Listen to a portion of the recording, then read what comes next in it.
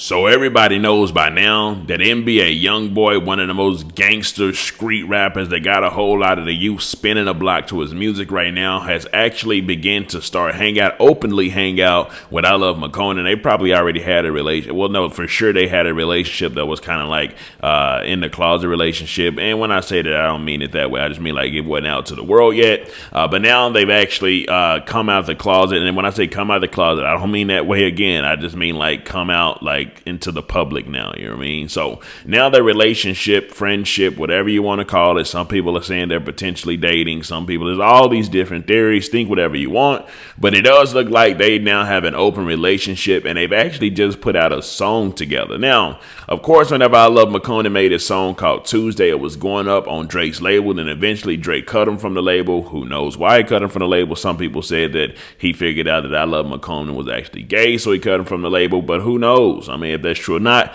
I mean, right now Drake is now painting his nails, so he's kind of playing with that line of you know, the flexible side right now. But anyways, Ilovemakonnen has now came out and went off on Post Malone, Swae, and Metro Boomin, and I'll tell you why he went off on them, and it does involve NBA Youngboy right after the intro.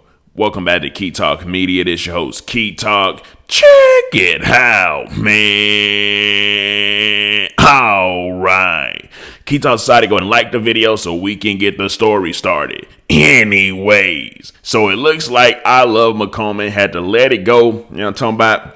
Let it rip on a couple of the artists in the past that he had hit up to either go to their concert, their shows, to do songs with them, and they just ignored them. You know what I'm talking about? They just ignored little old McConnen because they saw Big Daddy Drake, you know what I'm talking about, ignore him, and it kind of put him on blast and pretty much just cut him from his label, right? So whenever that happened, of course, how it goes within the industry with a lot of artists. For one, yes, the fans see these artists as like these big figures that are just super influential, when in actuality, a lot of these rap artists are signed to labels inside of slave deals. Then they've made side deals with entities not of this world, so they're now like have a perpetual servitude of slavery is what they're actually involved in. But also, they like to deal with what's hot, right? So if they see an artist that's hot, they like to all go try to blood suck that artist like a leech. You know what I'm talking about? And in this particular case, it looks like Post Malone, Swae, and Metro Boomin hit up Ilovemakonnen. They actually posted a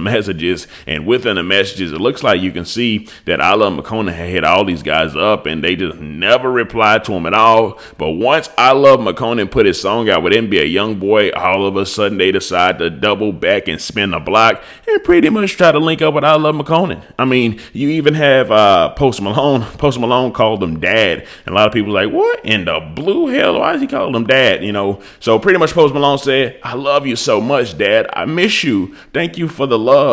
When we gonna jam? And like, I'm pretty sure McConnen like sent him some love like months ago, but he didn't reply until, like I say, McConnen put out that song with NBA Youngboy. And then of course you got Swae who doubled back, and Swae pretty much he responded back to Ilovemakonnen. McConnen sent him like some type of album or project, 13-song project that he put out a while ago, like months ago, and now Swae finally hit him back. Nah, that shit hard, fool. Obviously the NBA Youngboy effect.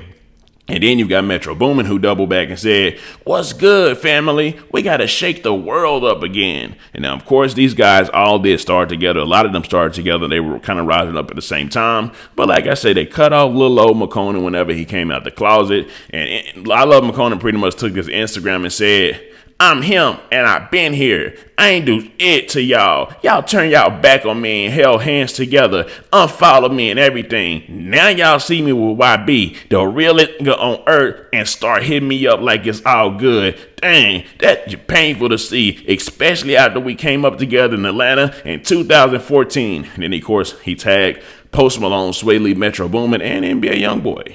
Anyways, so the strength and the power and the influence of NBA Youngboy is so powerful that he can go to an artist that the rest of the music industry pretty much tried to bury and leave for dead, including all the artists and all the producers and everybody else pretty much. And now that he's rocking and messing with NBA Youngboy, openly messing with NBA Youngboy, it looks like some other artists are trying to hop on his fake now. So well, at least that's how he feels about it. Me personally, I don't care about any of this. I just like to report on the news. But anyways, let me know something, man. Do y'all feel like, the industry's just full of blood-sucking leeches, or do y'all feel like, dang, he should have took that opportunity to go work with them instead of like re-burning a bridge, even though they were fake to him? The whole industry's fake anyway, so you might as well fake it with them and just get the paper. Anyways, let me know something. Comment down below. Let me know what you think about this entire ordeal. I'm out.